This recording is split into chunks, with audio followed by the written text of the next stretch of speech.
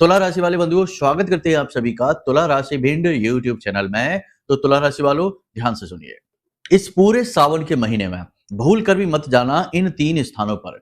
इन तीन स्थानों पर जाने का मतलब यह होगा कि शिव कृपा पूर्ण रूप से आपसे दूर हो जाएगी। अन्य देवी देवताओं का, जैसे आपके कुल देवी देवता, पितृ पूर्वज और आपके आराध्य देव का भी आपके ऊपर से हाथ, या यूं कहें कि उनकी छाया भी आपके ऊपर से हट जाएगी। आपके जीवन में नेगेटिविटी आएगी, परेशानियां कई प्रकार और कई तरह से आपके ऊपर टूटेंगी। जी हाँ बंधुओं, शास्त्रों में इन तीन जगहों पर जाने से सावन के महीने में विशेष तौर से निषेध किया गया है, क्योंकि ये पूरा महीना भगवान भोलेनाथ और मां पार्वती को समर्पित है। इस पूरे महीने में, यानी इस बार का जो सावन का महीना है, जो कि 11 जुलाई से 9 अगस्त तक चलेगा, 29 दिन का महीना है, 4 सोमवार पड़ेंगे। इस सावन के महीने में भगवान भोलेनाथ इस मृत्यु लोक में ही वास करेंगे, संसार के संचालन हेतु, क्योंकि भगवान नारायण श्री हरि विष्णु तो योग निद्रा में जा चुके हैं 4 महीनों के लिए। तो अब इस समय और काल पर जब भोलेनाथ इस संसार का संचालन कर रहे हैं, तो ऐसे में आपको यह जानना बेहद आवश्यक है कि उन्हें क्या प्रिय है और क्या बेहद अप्रिय है। जी हाँ, तो इस हेतु आपको ये 3 जगहों पर जाने के बारे में बताएंगे, जहां आपको भूल कर भी नहीं जाना है। साथ ही आपको हम बताएंगे 2 बेहद शक्तिशाली चमत्कारी उपाय जो आपको करने हैं। एक उपाय करने से जीवन में धन संपत्ति अलग अलग रूपों में आपके प्रवेश करेगी, अलग अलग मार्ग से नए नए अवसर बन के धन आपके जीवन में आएगा। और दूसरे उपाय से कैसा भी कर्जा हो, भयानक से भयानक कर्जा हो, वह भी समाप्त हो जाएगा। जी हाँ, तो ये 2 उपाय करेंगे, साथ ही 5 बड़ी भविष्यवाणियां भी आपके जीवन की करेंगे। तो कार्यक्रम को आपको पूरा देखना है, अंत तक देखना है। इन 5 बड़ी भविष्यवाणियों में 2 भविष्यवाणियां ऐसी हैं जो आपको जानना बेहद आवश्यक है, क्योंकि इनको अनदेखी करना आपके जीवन की बहुत बड़ी समस्याओं की शुरुआत कर सकता है। जी हाँ, और ये 100% घटित होने वाली भविष्यवाणियां हैं, इसलिए इनको भी जानना बेहद आवश्यक है। और अंत में उन उपायों को, साथ ही कार्यक्रम के मध्य हम बीच बीच में कुछ जरूरी सावधानियां, कुछ निषेध कार्य भी बताते जाएंगे। क्या करना है ये आप चाहे पता करें, जाने या ना जाने, लेकिन क्या नहीं करना है ये जानना बहुत आवश्यक होता है, खास तौर से इन महत्वपूर्ण समय और काल में। तो आपको बस कार्यक्रम को पूरा देखना है, ठंडे दिमाग से देखना है। जो बातें बता रहे हैं उन्हें समझते जाना है, अपने चित्त और अपने मन पे उन्हें इंगित करते जाना है और समय समय पर उनका प्रयोग करते जाना है। महामाई ने चाहा, भोलेनाथ ने चाहा, तो इस सावन के महीने के बाद आपके जीवन में एक नए दौर की शुरुआत होगी, जहां ना कोई कर्जा है, ना कोई मुसीबत है, ना कोई परेशानी है तो केवल और केवल आपकी कामयाबी। आपके चेहरे पर एक सुंदर सी सचमुच वाली मुस्कुराहट, नकली वाली नहीं, और आपके परिवार में प्रेम और तरक्की की जगमगाहट। जी हाँ, तो चलिए बंधु, उम्मीद करते हैं कि आप हमारी बातों से सहमत हैं और कार्यक्रम में अंत तक अवश्य ठहरेंगे। हमने बड़ी मेहनत और रुचि से इस कार्यक्रम को तैयार किया है आपके लिए। आप इसे पूरा देखेंगे तो हमारी मेहनत भी सफल होगी और महामाई की पूर्ण कृपा भी आप तक पहुंचेगी, क्योंकि ये सारी बातें जो भी हैं, माई के अनुभूतियों के आधार पर ही हम आपको प्रसारित कर रहे हैं, माई के धाम से प्रसारित हो रहे हैं। और जो भी बातें हम आपको बता रहे हैं, उनकी पूर्ण प्रामाणिकता की जिम्मेदारी हम ले रहे हैं।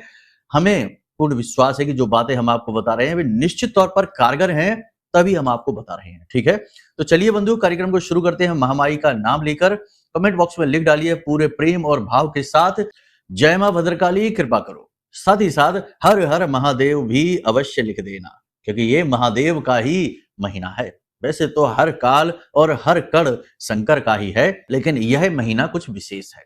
ठीक है, तो चलिए बंधुओं, यदि भाव माई के लिए और मन में गहरा हो, भोले बाबा के लिए भाव मन में गहरा हो, तो कमेंट बॉक्स में ये भी जरूर लिखना कि मैं भी माई के परिवार का हिस्सा हूं।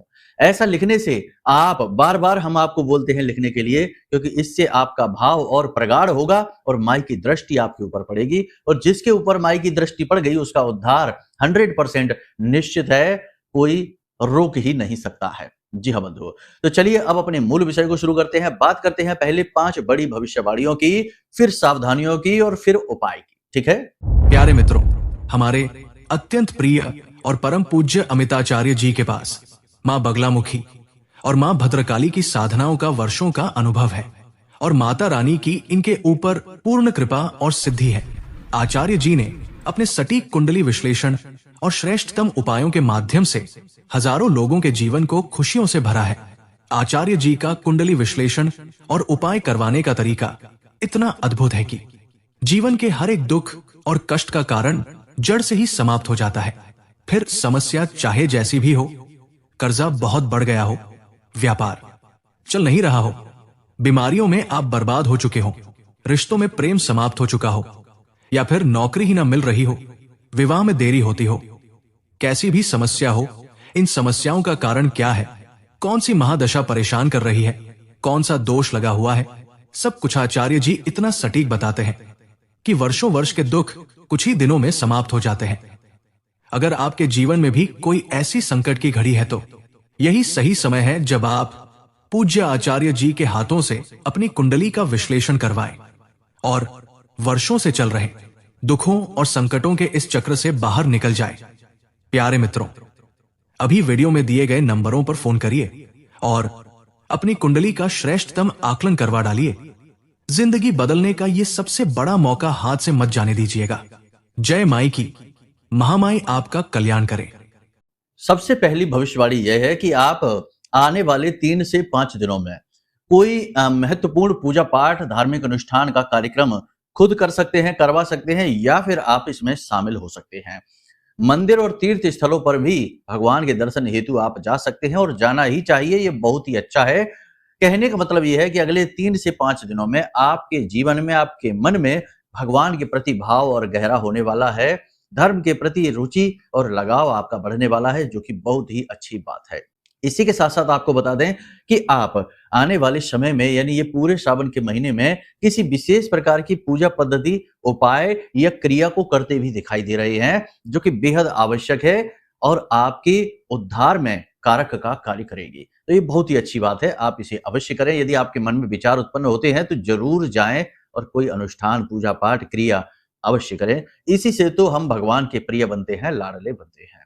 दूसरा, बात करते हैं आपके कार्यस्थल की। कार्यस्थल पर थोड़ा सा तनावपूर्ण माहौल रहेगा, काम का प्रेशर आपके ऊपर रहेगा, कोई पुरानी गलती आपकी पकड़ी जा सकती है, या फिर जानबूझकर आपको फंसाने हेतु किसी प्रकार का षड्यंत्र किया जा सकता है।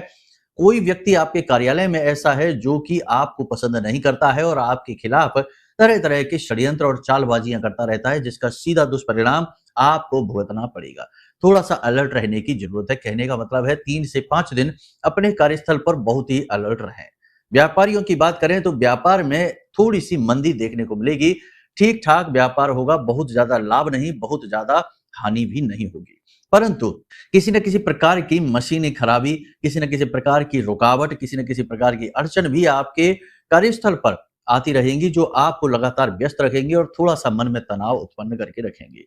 साथ ही व्यापार में कंपटीशन भी आपकी एक नई सरदर्दी रहेगा, क्योंकि आपके जो कॉम्पिटिटर हैं वे कुछ ना कुछ ऐसा कार्य करेंगे जिसमें कि आप पिछड़ते हुए दिखाई देंगे, जिसकी वजह से आप टेंशन में रहेंगे, तनाव में रहेंगे। आपके प्रतियोगी आपसे आगे निकलते हुए दिखाई देंगे, ये टेंशन वाली बात रहेगी। इसी के साथ साथ बंधुओं, आने वाले 3 से 5 दिनों में आप किसी विशेष प्रकार की यात्रा पर भी जाते दिखाई दे रहे हैं। यदि आप किसी यात्रा पर जाएंगे तो वो यात्रा का हेतु तो पूर्ण हो जाएगा, लेकिन आपकी यह यात्रा पूर्ण रूप से सफल यात्रा नहीं रहेगी।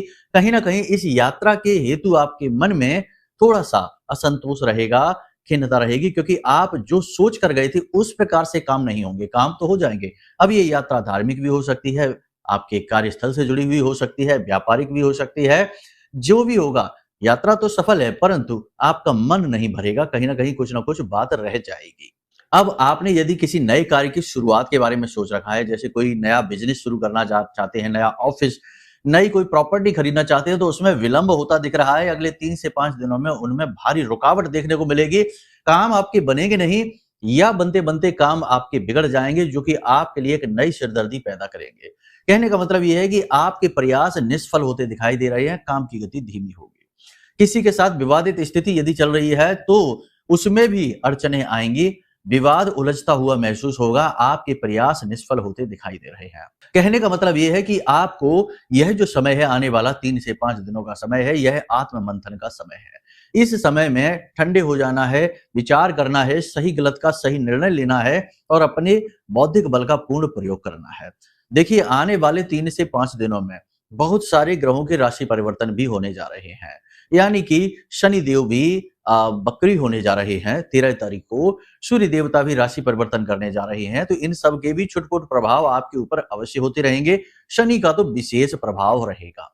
अगले कार्यक्रम में हम आपको बताएंगे आपकी कुंडली के अनुसार कि शनि आपके यदि शुभ फल नहीं दे रहे हैं तो आप कैसे पहचानें कि शनि आपके अच्छे नहीं है, खराब है। दूसरा, शनि का कौन सा वो उपाय है जो अब तक किसी ने आपको नहीं बताया, क्योंकि वो बहुत ही कारगर उपाय है, सिद्ध उपाय है। कौन सा वो उपाय है? वो उपाय आपको हम बताएंगे, बिल्कुल मुफ्त में माई की सेवा में आपको देंगे, और वो उपाय बहुत ही जल्दी काम करता है। ऐसा विशेष उपाय भी आपको हम देंगे। इसी के साथ साथ कुछ विशेष सावधानियां भी बताएंगे अगले कार्यक्रम में। इस कार्यक्रम में फिलहाल हम कर्ज मुक्ति का विशेष उपाय देंगे, तो इसे अंत तक अवश्य देखें। बंधुओं, सबसे बड़ी बात है कि आपको अपने मन पर काम करना होगा अगले 3 से 5 दिनों में। कहने का मतलब यह है कि मन में बेचैनी, घबराहट, उथल-पुथल और एक अनजाना भय रह सकता है।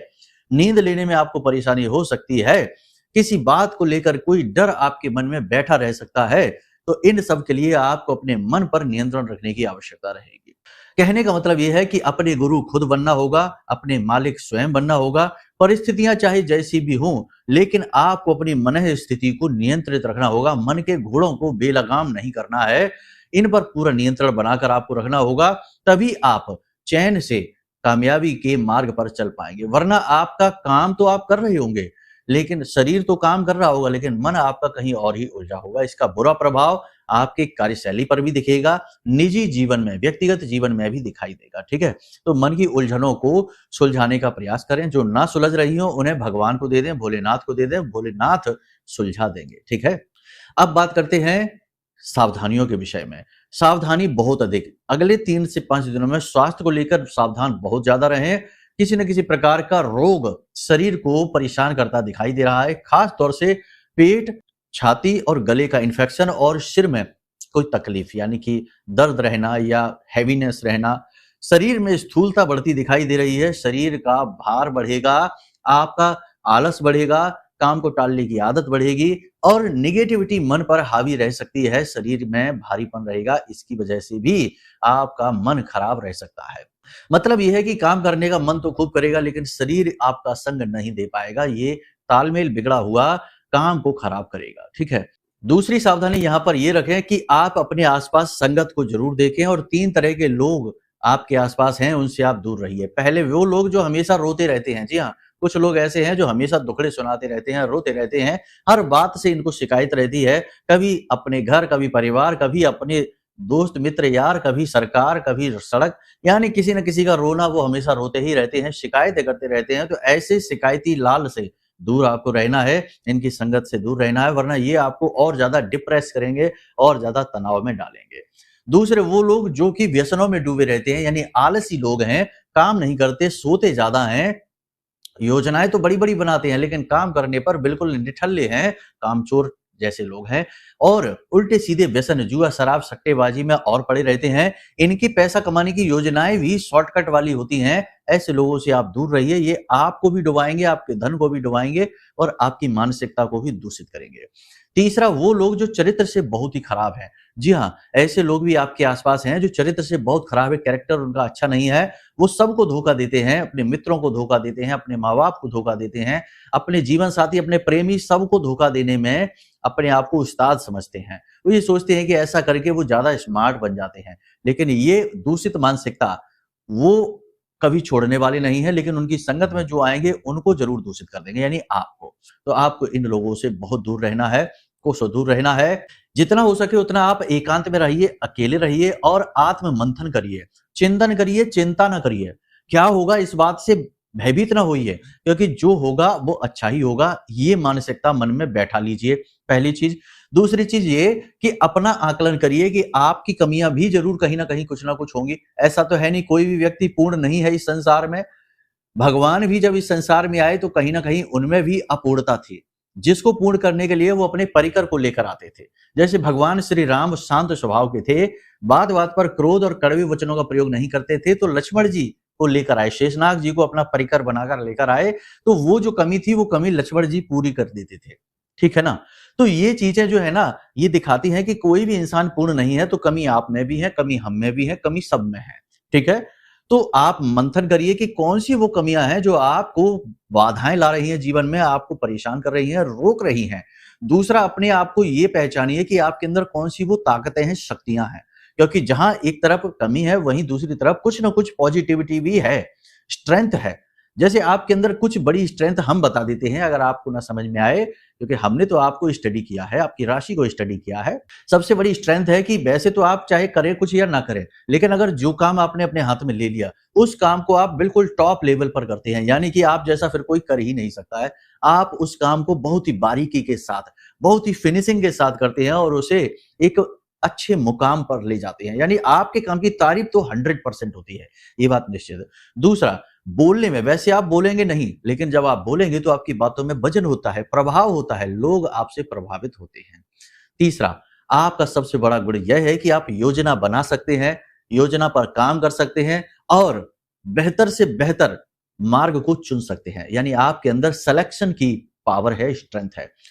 अगला आपके अंदर गुण यह है कि आपको चीजें पहले ही महसूस हो जाती हैं। कहने का मतलब यह है कि क्या होने वाला है इसका आभास आपको पहले ही होने लगता है, इसे पूर्वाभास कहते हैं। प्रकृति के द्वारा दिया गया ये गुण है आपके अंदर प्राकृतिक तौर पर, तो पूर्वाभास होता है। कभी कभी ऐसा भी होता है कि कोई व्यक्ति आपके सामने आता है और वो एक भी शब्द ना बोले, तब भी आप समझ जाते हैं कि ये व्यक्ति किस मानसिकता का है, पॉजिटिव है, नेगेटिव है, अच्छी बात करेगा कि बुरी बात करेगा। और अगर कहीं वो 2-4 शब्द बोल भी देता है, 2-4 बातें कर ही देता है, तो आप उसके बारे में सब कुछ समझ जाते हैं कि ये किस प्रकार का इंसान है, इससे आगे रिश्ता रखना है कि नहीं रखना है। ये सबसे बड़ा गुण है आपका, आपकी ताकत है, ये पॉजिटिव है, ठीक है। बाकी आप खुद जानिए, आप भी अपने बारे में बहुत सारी चीजें जान सकते हैं। तो मतलब ये है कि आकलन करिए, आपके अच्छे और आपके बुरे दोनों का आकलन करके फिर सर्वश्रेष्ठ को निकालिए। यही तो है समुद्र मंथन, तभी तो आपके अंदर से 14 रत्न निकलेंगे, ठीक है, कुछ अच्छे और कुछ बुरे। अंत में जाकर आपकी कामयाबी, आपका श्रेष्ठतम जीवन, ठीक है। तो ये मंथन जरूर करिए, ये समय इसी का है। आने वाले 5 से 7 दिन यानी कि लगभग 1 हफ्ता आपको आत्म मंथन में गुजारना है। कोई बड़ा कदम नहीं उठाना है, कोई लंबी छलांग आपको नहीं लगानी है, इन्वेस्टमेंट नहीं करना है, बिल्कुल भी अनुकूल समय नहीं है। मंगल के साथ केतु बैठा है, आपके इन्वेस्टमेंट को डुबा देगा। कहीं भी इन्वेस्टमेंट नहीं करना है। प्रॉपर्टी आदि में यदि इन्वेस्टमेंट करना भी है तो कुछ दिन हो सके तो टाल दो बात को, नहीं टल रही है तो फिर उसका भी कुछ विशेष नियम है। पहले उसमें भगवान को शामिल कर लो। भगवत कृपा को शामिल करने के लिए जो धन आप इन्वेस्टमेंट करने जा रहे हैं उसमें से कुछ अंश लेकर उसे मंदिर में जाकर दान करिए, भगवान को प्रसाद चढ़ाइए और उस प्रसाद को छोटे बच्चों में, खास तौर से कन्याओं में जिनकी उम्र 9 वर्ष से कम है, उन्हें बांट दीजिए और भगवान से अनुमति लेकर करिए तो लाभ मिल जाएगा, ठीक है। तो ये नियम है, विधि विधान है, इनका पालन आपको करना है। अब बताते हैं कि सावन के पूरे महीने में आपको क्या काम नहीं करने हैं। वैसे तो लगभग लोग जानते ही हैं, फिर भी हम कुछ कार्य बता देते हैं। सबसे पहला काम कि किसी से कोई वादा नहीं करना है, ठीक है। ये विचित्र बात है, आप सोचेंगे कि ऐसा कैसे, किसी से कोई वादा नहीं, किसी को अपनी जुबान नहीं देनी है। ये सावन के महीने का दोष है, यदि आपने कर दिया जुबान पूरी नहीं होगी, लांछन आप पर लग जाएंगे। पहली चीज तो ये हो गई। दूसरी चीज ये है कि अपनी लक्ष्मी को बर्बाद नहीं करना है, पैसे को जितना हो सके दबा कर रखना है। जहां जरूरत है, बहुत जरूरत है, केवल वही खर्चा करना है, बाकी बिल्कुल खर्च नहीं करना है। किसी की भी मदद करने के चक्कर में अपना पैसा, अपना धन लुटा नहीं देना है।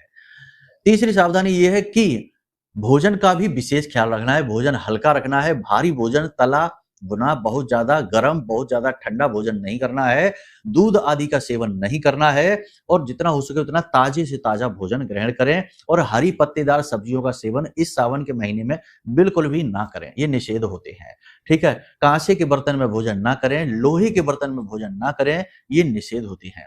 इसी के साथ साथ साफ सफाई का विशेष ख्याल रखें और नाखून और बाल, दाढ़ी साफ रखें, लेकिन कटवाएं नहीं, क्योंकि इनका कटवाना निषेध है।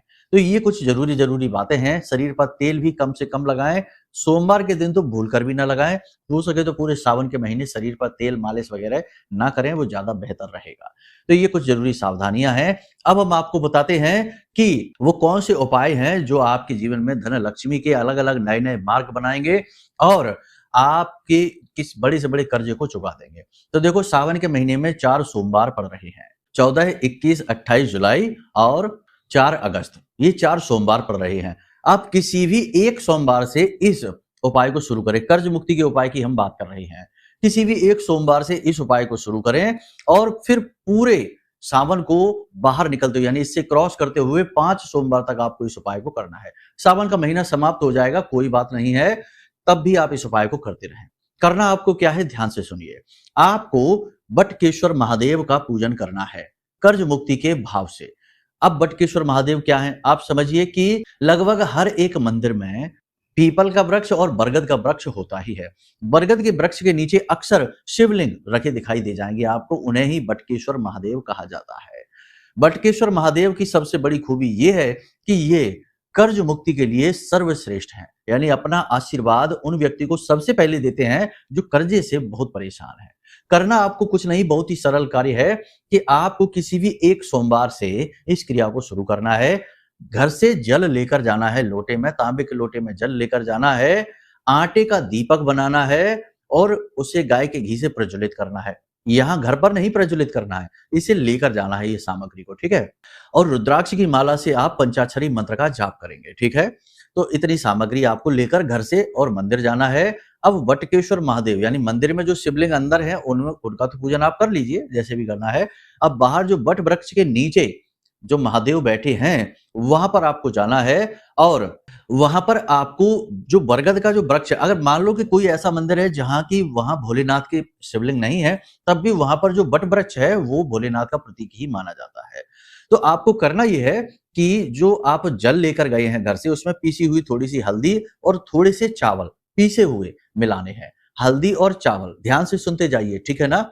हल्दी और चावल आपको मिलाने हैं पीसे हुए, और इस जल को ले जाकर उस बरगद की जड़ में, जो जमीन से जड़ निकलती है ना, आस ऊपर से लटकती वो जड़ नहीं, जमीन से जो जड़ नीचे निकलती है, जमीन से निकल रही है, उस जड़ में कोई एक ऐसा हिस्सा देखिए जहां कोई पतली सी जड़ लगी हो, पतली सी जड़, जैसे एक पेन होती है उतनी पतली सी जड़ वहां निकल रही हो, ऐसी किसी जड़ वाली स्थान को आप निश्चित कर लीजिए और उस स्थान पर उस जल को आप समर्पित करिए। वहां पर आप धूप दीप अर्पित करिए, वो बटकेश्वर स्वरूप हैं, ठीक है। धूप दीप अर्पित करिए, फिर वहीं पर बैठकर आप रुद्राक्ष की माला से पंचाक्षरी मंत्र का जाप करिए। लेकिन ये क्रिया करने से पहले, यानी कि जब ये सारी क्रिया आप पूर्ण करें उससे पहले हाथ में थोड़ा सा जल ले लेना, थोड़े से चावल ले लेना, कोई भी एक पुष्प ले लेना, सफेद रंग का पुष्प ना लें, बाकी कोई भी रंग का पुष्प आप ले लें, और अपना नाम, अपना कुल, अपना गोत्र बोलकर और अपनी इच्छा कि हे महादेव, हम कर्ज मुक्ति चाहते हैं, आप हमें कर्जे से मुक्त करिए, इसके लिए हम इस क्रिया को कर रहे हैं, 5 सोमवार लगातार इस क्रिया को करेंगे। तो इस हेतु संकल्प लें और जल जमीन पर छोड़ दें। उसके बाद आप वो जो लोटे में जल लेकर आए हैं, जिसमें आपने पीसा चावल, पीसा आपने हल्दी मिला रखी है, उस जल को उसी जड़ के भाग पर, जो पतली पेन जैसा भाग है, उसी जड़ के भाग पर अर्पित करना है। फिर वहीं पर आपको आटे वाला जो दीपक लेकर गए थे, उसमें गाय का घी भरकर वहीं पर आपको दीपक जलाना है। वहीं पर आपको बैठ जाना है, कहीं आसन बिछा लेना, वहीं पर आपको बैठकर पंचाक्षरी मंत्र का 11 माला जाप करना है, ठीक है। ओम नमः शिवाय मंत्र पूरा उच्चारण करना, जल्दबाजी में नहीं, ओम नमः शिवाय, ओम नमः शिवाय ऐसे नहीं करना है, ठीक है। ओम नमः शिवाय पूर्ण उच्चारण करना है। तो इस मंत्र का आपको 11 माला जाप करना है। उसके बाद जब आप इस क्रिया को पूर्ण कर लें तो वहां से हाथ जोड़कर और भोलेनाथ से निवेदन करके मन ही मन और चले आए घर वापस। बहुत ही सरल क्रिया है।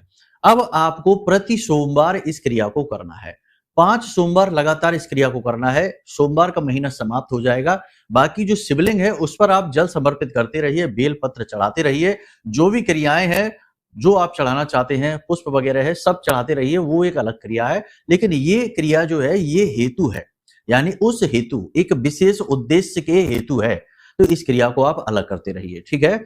सोमवार के सोमवार ये 2 तरीके की क्रियाएं होंगी, एक तो सामान्य पूजा भोलेनाथ की और एक ये, ठीक है, कर्ज निवारण हेतु। अब जब 5वें सोमवार आप इस क्रिया को करेंगे, यानी मंत्र जाप हो गया आपका, अब भोलेनाथ का हाथ जोड़कर आप निवेदन कर रहे हैं उनसे कर्ज मुक्ति हेतु।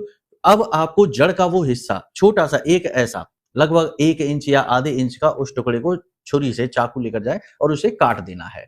काटकर उसे अपने पास लेकर आना है और घर पर लाकर उसे लाल रंग के कपड़े में लपेटना है।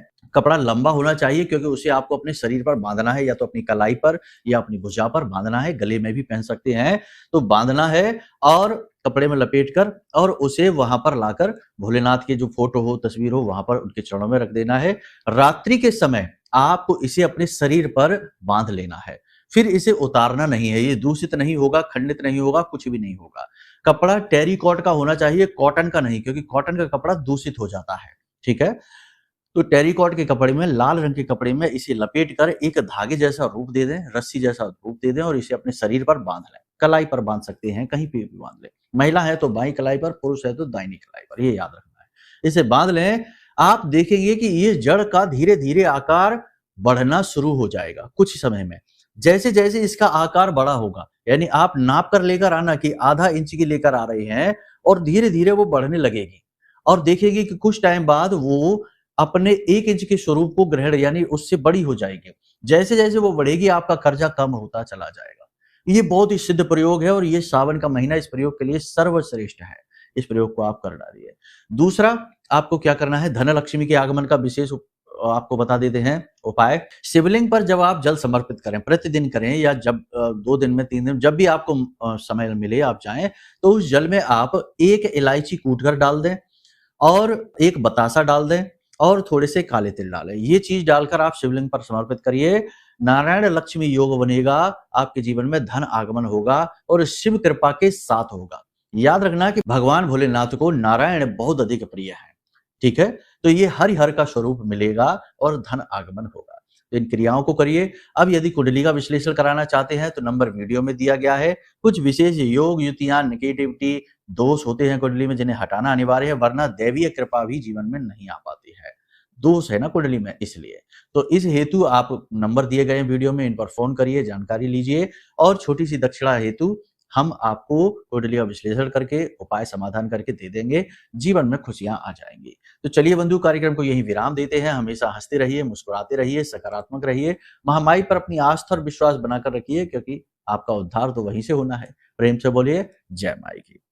हमारे प्रिय और परम पूज्य आचार्य जी ने अपनी साधनाओं के अनुभवों पर आधारित शक्तिशाली उपाय और क्रियाओं के माध्यम से हजारों लोगों के जीवन को पूरी तरह से बदला है। आचार्य जी के द्वारा बताया गया हर एक उपाय इतना सटीक और कारगर होता है कि जो भी इसे पूरे भाव के साथ कर लेता है, उसे साक्षात महामाई की कृपा और आशीर्वाद प्राप्त हो जाती है। इसलिए निसंकोच इन उपायों को पूरे भाव के साथ करिए, आपका कल्याण होगा। जय माई की।